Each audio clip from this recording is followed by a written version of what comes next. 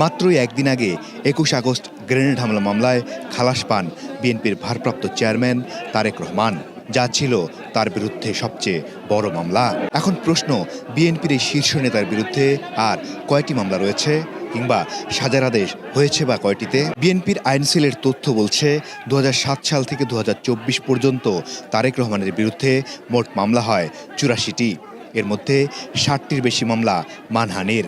এরই মধ্যে খালাস পেয়েছেন ৩৯টিতে। তারেক রহমানের বিরুদ্ধে এখনও সাজা বহাল রয়েছে ৪ মামলায়। এর মধ্যে মানি লন্ডারিং মামলায় হাইকোর্টের দেয়া ৭ বছর, জিয়া অরফানেজ ট্রাস্ট মামলায় ১০ বছর, জ্ঞাত আয় বহির্ভূত সম্পদ অর্জনের মামলায় ৯ বছর ও নড়াইলের একটি মানহানির মামলায় ২ বছর। ২০০৮ সালের সেপ্টেম্বরে জামিনে মুক্ত হয়ে যুক্তরাজ্যে যান বিএনপির ভারপ্রাপ্ত চেয়ারম্যান তারেক রহমান।